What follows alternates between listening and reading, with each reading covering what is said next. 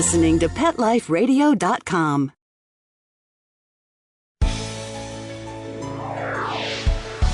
Is your pet stressed out? Does your pet need annual vaccines? Which pet is best for a child? Would you know if your dog was in pain? Pet Life Radio presents The Pet Doctor, where you'll learn everything about keeping your pet healthy and happy. From pet care, pet meds and grooming, to pet food, pet insurance and dental care, this is the place to find out everything there is to know about pet wellness. Whether you have a dog, cat, reptile, or rabbit, you'll find answers for your pets straight from the vets. It's your pet. Health matters. The doctor is in, and we'll see you now.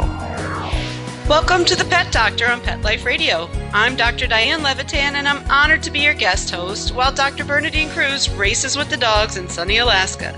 Dr. Cruz, I'm sure your listeners miss you and will be really excited to hear all about your amazing Alaska trip. Well, thank you all for listening today.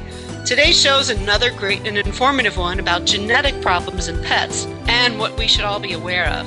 Our expert guest today is Dr. Cynthia O'Connor, who, after working as an emergency clinician and general practitioner in veterinary medicine, has been pursuing specialty training in the area of veterinary medical genetics, pediatrics, and reproduction at the University of Pennsylvania School of Veterinary Medicine. I'm proud of that because that's where I went to vet school, and I'm happy to hear they're really bringing medicine to the next level. In addition to her professional interests, Cindy's been breeding and exhibiting Portuguese water dogs for over 15 years as an active member of the Portuguese Water Dog Club of America, and she's also on their board of directors. She's unbelievable. I sat with her at Westminster, and I learned so much just from somebody who has shown animals and really has a great idea about all the different genetic and physical properties of all these different amazing dogs. She's just a wealth of knowledge. There are very few veterinarians out there with this type of expertise, so we're really fortunate to have her as our guest today. Well, stay tuned to find out what a genetic disease is, how to test for them, and what we can do about them if we find them. We'll be right back with Dr. O'Connor after these messages. Please have a seat in the waiting room. The doctor will be with you shortly, right after these messages.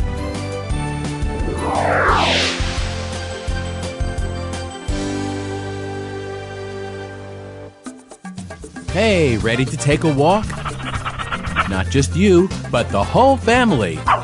It's the 2009 Whisker Walk, Sunday, June 7th from 11 to 3 at the Lancaster Fairground in Lancaster, Massachusetts. Pet owners and animal lovers walk to lend a paw to benefit the animal shelters and pet charities they love. Come see exhibits, demonstrations, educational programs, special attractions, product giveaways, entertainment, auctions, raffles, food, fun, and things for adults and kids to see, do, and buy, both human and pet related. Whisker Walk 2009, a fun day for everyone. For more information, log on to whiskerwalk.org.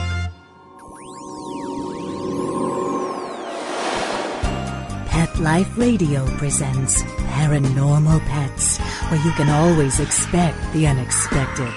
Each week we'll discuss all aspects of weird or spiritual animal encounters, ghosts, totems, psychic animals, animal souls, animal angels, and animals in religion, with a little cryptozoology thrown in. Step into the supernatural world of pets with your Paranormal Pets ghostly host, Dusty Rainbolt, every week on demand, only on PetLifeRadio.com.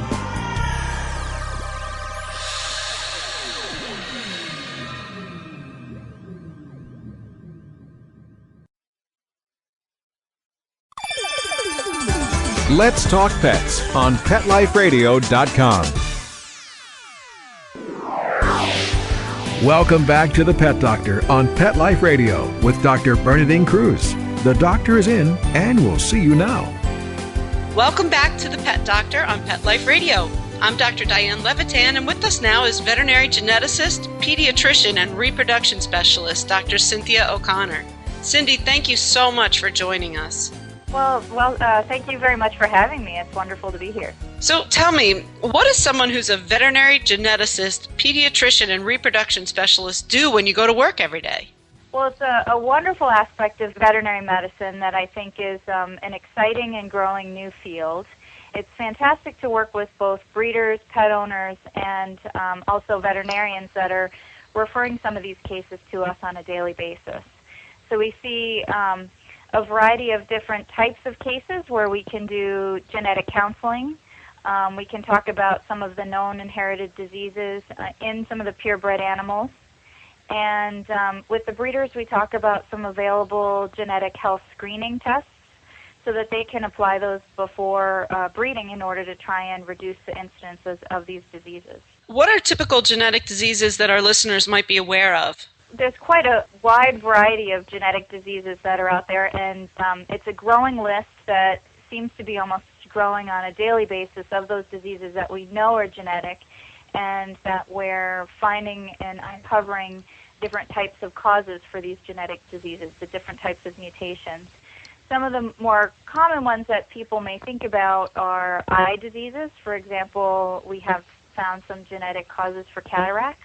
And then some of the more complex diseases where we know there's a genetic influence to it, but other factors may play a role, such as environmental factors, are things like hip dysplasia and even different types of cancers. Wow. So do all genetic diseases are young? Is it the same thing as an inherited disease or a disease they're born with? Can you clarify that for us? Sure. There's a lot of confusion between the term inherited and congenital. So with congenital diseases, that describes a disease that an animal is born with. And that doesn't necessarily mean that that's an inherited disease. There can be a wide variety of toxins, different types of infectious agents, even simple things like too little or too many vitamins that people might be giving pregnant animals can be enough to cause a birth defect, which would be a congenital disease. Inherited diseases that we see can certainly be congenital. We can see animals that are born with genetic diseases. However, they can also be different types of diseases that exhibit their signs much later in life. So a perfect example of that would be an eye disease that causes blindness called progressive retinal atrophy. And dogs that are affected with that, the most typical breeds that we see, may have a late onset. So they may not show signs of any vision impairment until they're as old as 8 or 9 years of age. That clears that up. Thank you. So is a breed predisposition the same as a genetic problem? Well, a predisposition is a tendency to see that particular trait in that breed. And so in most cases when we're considering higher incidences of a particular disease in a breed, we often find that that's one of our indicators that that's a potentially genetic disease. So certainly when we see higher incidences of things like a bleeding disorder in a particular breed, when we look at that much more closely, we'll oftentimes find that there may be a genetic disease that's resulting in that bleeding disorder. Things like von Willebrand's disease or hemophilia. Just like in people, I guess, huh? Just like in people. So they can be amazingly similar to people. Just to clear things up then, inherited diseases, genetic problems, and predisposition, are they all similar? Oftentimes they're very similar and are oftentimes considered in the same category of diseases. Okay. So how does the pediatric and reproduction specialty tie into the geneticist role that you play? Well, I think the veterinary specialty of reproduction, which is called theriogenology, in that specialty we're really the sort of OBGYNs of the veterinary world. So that we really focus on reproductive diseases, reproductive health, and preventative care. And that gives us a very unique insight into pediatrics as well, because in veterinary medicine we don't have a specific specialty designed for pediatrics at this point, although it's a very new and evolving and growing field. So those of us that are theriogenologists, I think, have a very unique insight into that, because we're the ones that are working with breeders and dealing with neonate and pediatric diseases. Because we have that experience, that really gives us a very good aspect of what types of congenital diseases we see, and since many of those can be inherited and genetic in their basis, that really, I think it ties in nicely to that specialty. What an exciting job you have. I mean, how many pediatricians and genetic counselors and reproduction specialists are there? Well, the reproductive specialty is really a fairly small specialty in veterinary medicine, but again, I think that by giving us a unique insight into the pediatrics and genetics and tying that all in with reproduction, it is one of the specialty areas that I think is going to be one of the growing fields in this profession.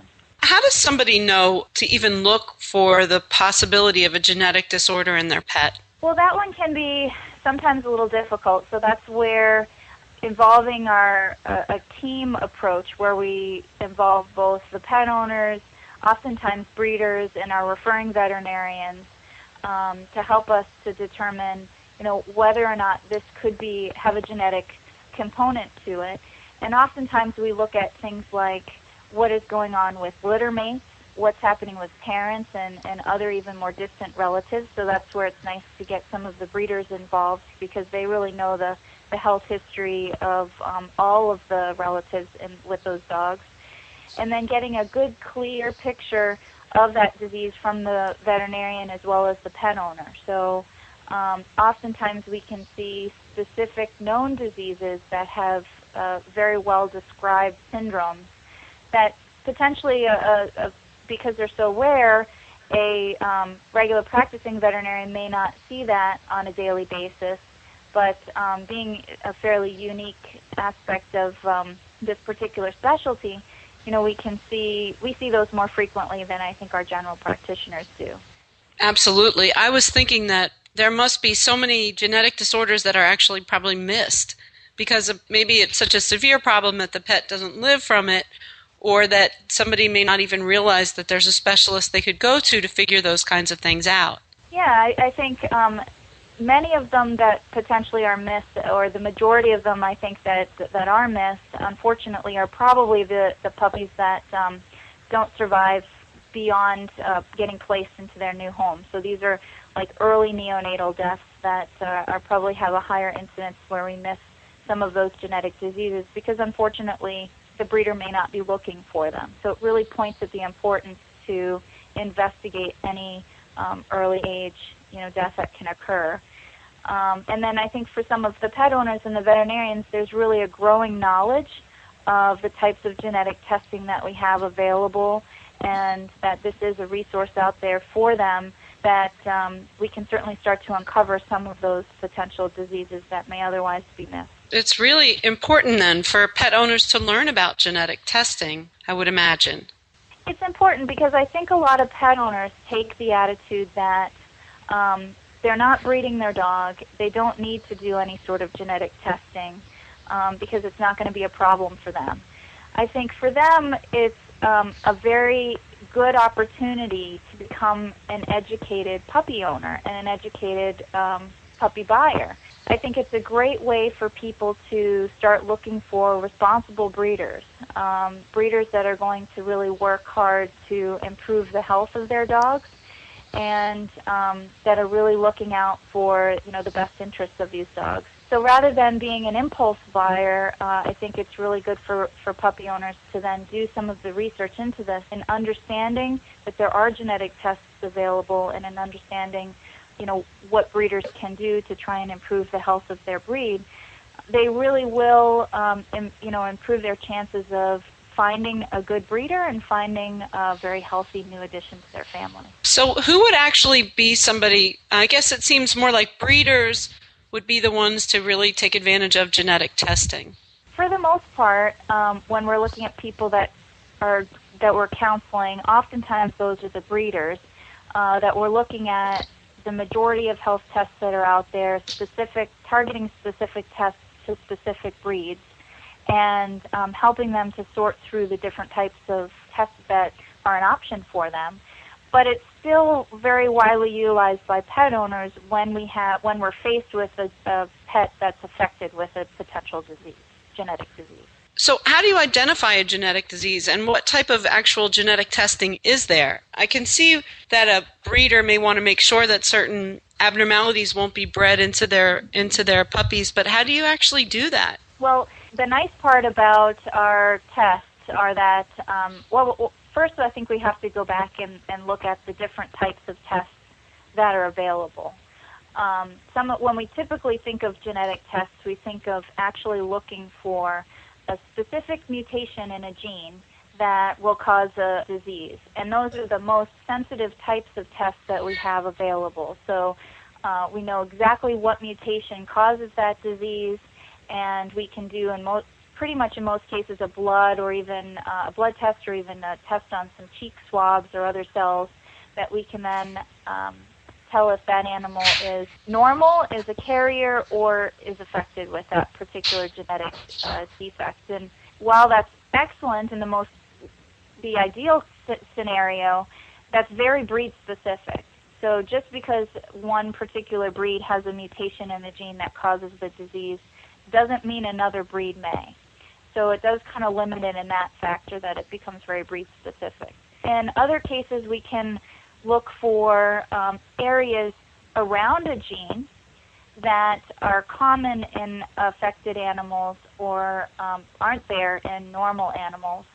And while that's not the exact mutation, it's in many cases better than having no test at all. And those are linked marker types of tests. And many cases you'll find a result that says something like a probable carrier, or oftentimes they'll report it as maybe a letter or a number indicating that it's not the actual mutation that they found, and it's associated with that mutation.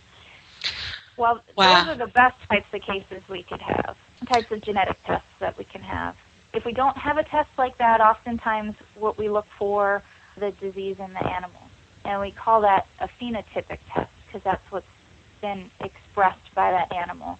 So a perfect example of that would be for looking at hip x-rays to see if they have evidence of hip dysplasia before deciding to breed them. You know, there's so many diseases out there. Well, we have to take a break right now, Dr. O'Connor, but when we come back, we'll all continue learning about why genetic testing is important and what we can all do to prevent genetic diseases from being passed on. When we come back from this commercial break. Please have a seat in the waiting room. The doctor will be with you shortly, right after these messages.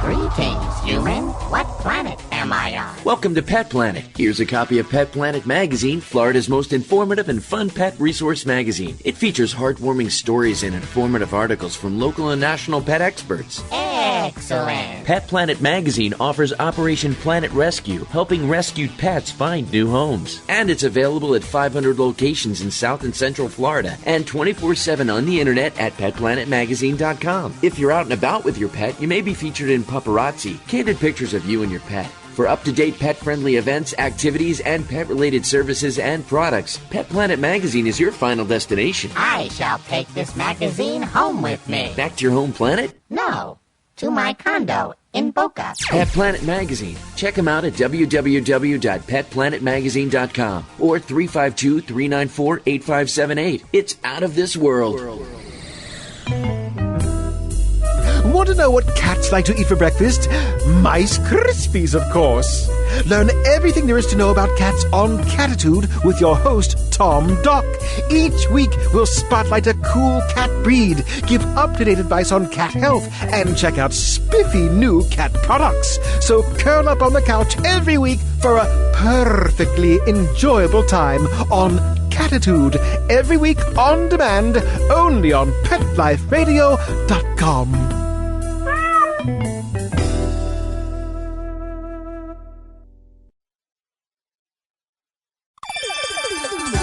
Let's Talk Pets on PetLifeRadio.com.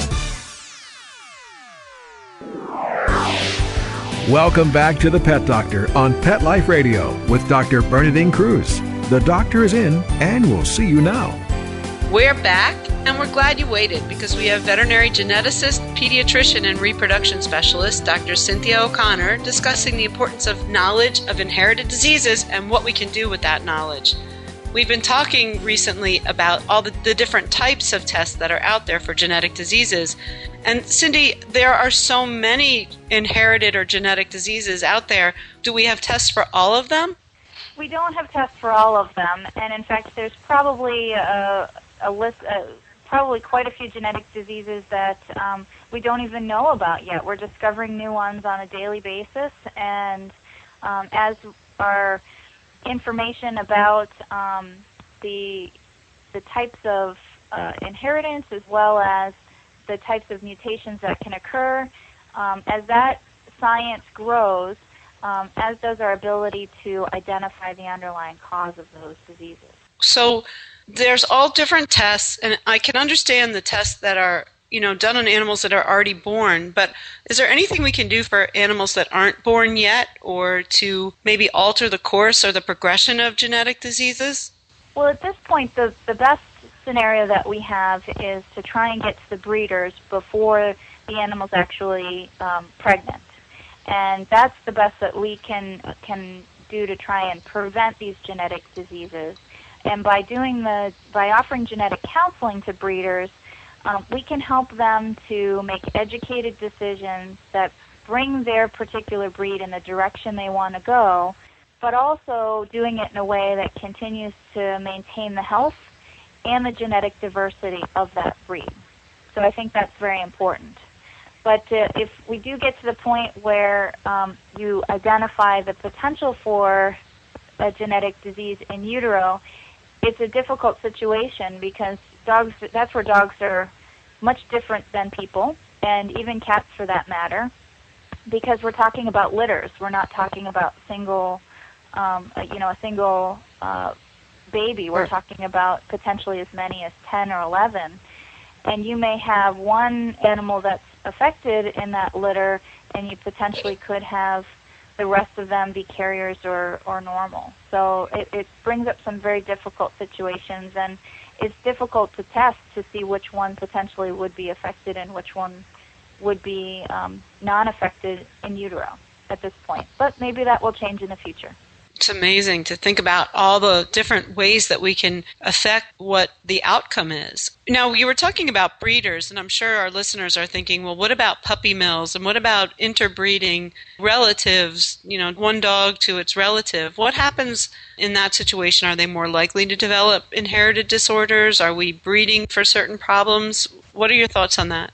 Well, I think it's a tough situation nowadays, particularly because I think the media certainly has a lot out there about things like puppy mills and scenarios of what really should be more appropriately called irresponsible breeders, because at least in our clinic we see all really responsible people, and I hope the public can know that there's a large proportion of people out there that are doing this as a hobby. It's not a business, and they're dedicating a lot of time, a lot of resources to really improve the health and well-being of their dogs. And in doing so, certainly any time we're dealing with purebred dogs, for that matter, you're dealing with, in some cases, a fairly small gene pool. And in those situations, we can see a higher incidence of recessive-type disorders. So those are genes that you need to have two copies, one from the mother, one from the father, and both of them have to be copies of the affected gene to express that disease. That doesn't mean that even if you're a mixed breed dog, while we see less recessive diseases, we can still see just as many dominant diseases and even complex disorders. Things like hip dysplasia and cancer are still diseases that affect mixed breed dogs. So if you have, I would imagine that you don't see very many people that are running puppy mills in your practice. You see the responsible breeders. You see people who care enough to admit that it may not be in the breed's best interest to breed a certain pet. How does somebody know if they're dealing with a responsible breeder or not? Well, that's why I think that it's very important for pet owners to understand genetic testing, because I think it's a great way for them to really use it as a mechanism to see how these breeders are working to improve the health of their dogs. It always amazes me that people will fall into the trap of impulse buying. And they won't do that same scenario for if you are out buying a car. people would never imagine buying a car sight unseen off the internet without having any idea what sort of history that car has. So why would you not do the same for an animal that you're going to trust to sleep in the same bed as your children? So it's really important that people become very educated consumers. So would they ask the breeder if the breeder has had any genetic testing done? I think it's really important to find a breeder, meet them in person, see what conditions their dogs are in, and discuss all the health issues that are associated with their dogs, and look for someone that's going to be open and honest. Yeah, how do you know? How do you know if they're going to tell you the truth? I mean, I hate to say it, but most breeders, I wouldn't believe a word they said because they don't want to say anything bad about their breed. And I guess that's really unfair of me, but I get so tainted by people that are trying to sell dogs more than they're trying to be altruistic. In a lot of cases, the media jumps onto that, but there are really a large percentage of people that are working hard and being honest. And I think pet owners have to, or prospective pet owners have to understand that if there's a recessive disease, just because a dog is a carrier of it doesn't mean it's going to have any impact on its life and quality as a pet. So by understanding those types of things, they can continue to have a dialogue with breeders that will allow them to share that information and have this, really get that feeling of going to be a resource for them for the rest of their life. If you don't get that feeling, then I think it's certainly go to find another breeder, find someone who's going to be open and honest with you. And there are growing resources that prospective buyers can use to try and help find what sort of recommended tests are for particular breeds. And you can actually look at databases to see what tests have been done. Also ask the breeder, look for results of health testing, and that can help you to determine whether or not this is someone that's being honest with you. How do you find out what tests you can actually get genetic tests for? What health concerns there are genetic tests for? There's quite a bit of information that you can find on the internet, but as we know, some resources are better than others. Some great resources are certainly, one is the American Kennel Club, because what that will do is if you're looking for specific purebred dogs, there will be links on their website to the parent club, and many parent clubs have websites that will explain all of the health concerns in that breed, so they're fantastic resources. They also oftentimes have health committees that are instrumental in helping to gather all sorts of health information about that breed, as well as help to fund research opportunities into the genetic basis of those diseases. Another great resource that people can look at is the Orthopedic Foundation for Animals has a Canine Health Information Center, which is basically a database that holds all of the health testing results of participating breeds. So people can go on there, click what dog they're interested in, see the recommended health tests, and then search it to see which dogs had those health tests completed.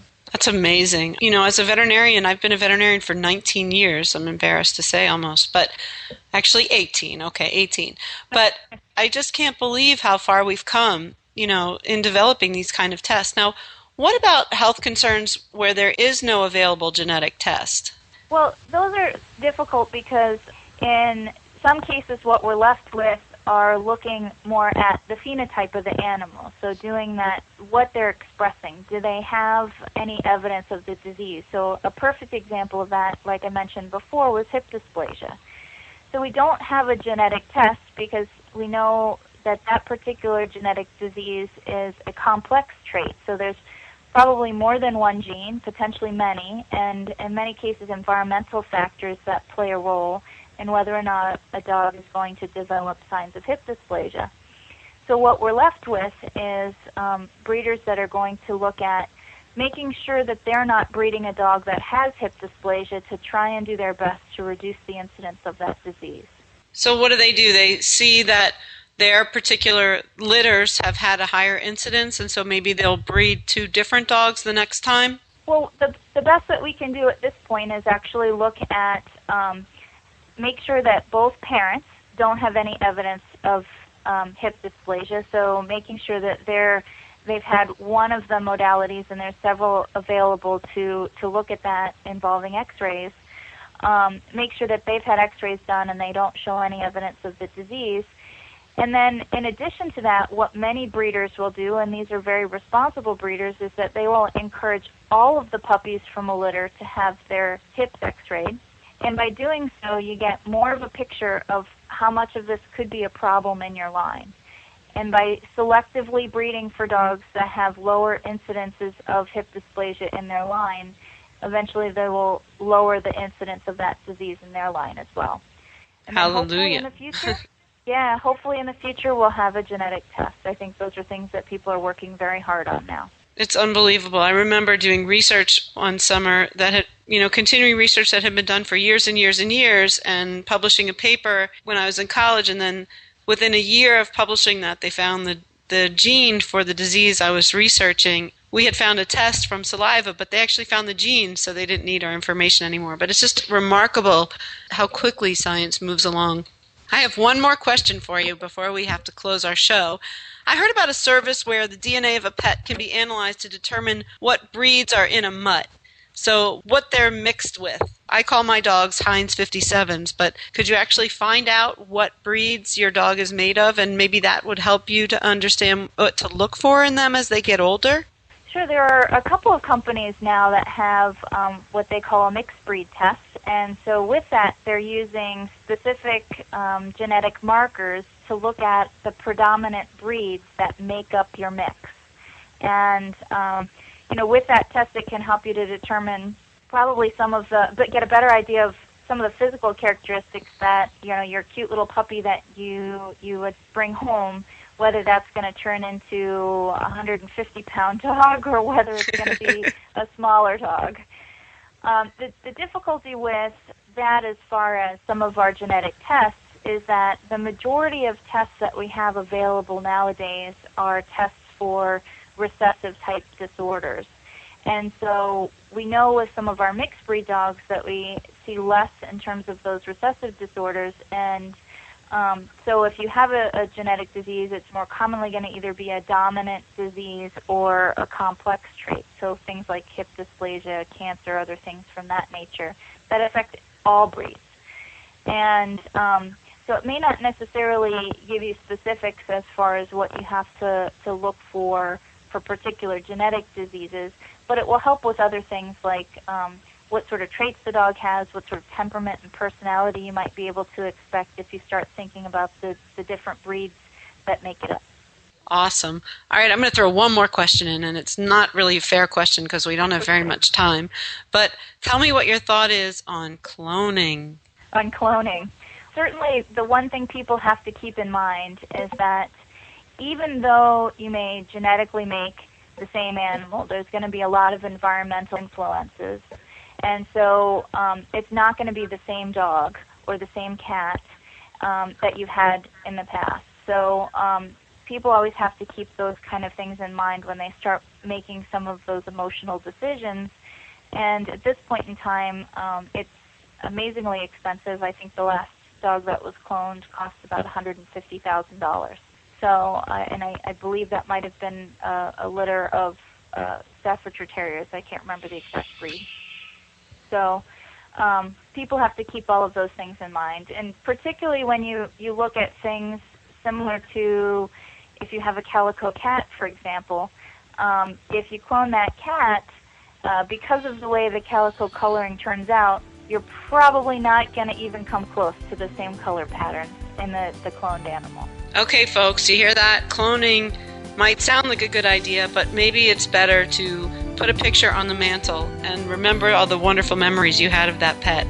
Well, we're out of time right now. We really want to thank our guest, Dr. Cynthia O'Connor, and of course our ever-patient and talented producer, Mark Winter, for making this show possible. I've learned so much today, and thank you so much, Dr. O'Connor. Thank you very much for having me. It was a pleasure to be here. If you have any additional questions for Dr. O'Connor or for me, Dr. Diane Levitan, or if you'd like transcripts of this show or any other show on Pet Life Radio Network, just go to PetLifeRadio.com and click on the Pet Doctor.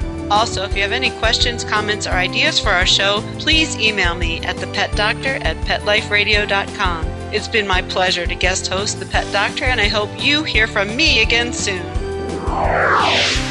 Pets can be a wonderful addition to your life. Keeping them healthy and happy is important. Pet Life Radio presents The Pet Doctor with veterinary media consultant and veterinarian Dr. Bernadine Cruz.